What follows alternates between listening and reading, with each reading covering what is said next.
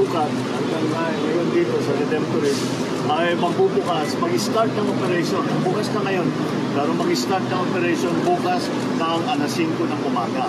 Kaya hinihikayat ko lahat ng ating mga commuter, subukan ninyo at makikita nyo napakaginhawa para sa traffic na nararanasan natin araw-araw. Sir, will there be a free ride? Libre sa sir?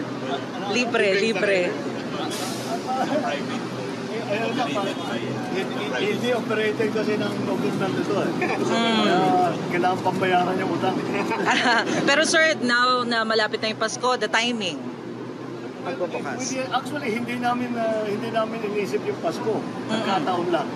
But lahat nga nito mga real project, basta sinasabi ko, gawin natin ang lahat para matagdagan ng matagdagan. Dahil makikita naman natin napakalaking bagay, napakalaking bibigay na ginhawa at mas mabilis, makapag-save ng time at simple lamang ang pagsakay ng tren. Nasanay na rin naman ang mga commuter natin, kaya subukan nila itong bagong linya. Salamat.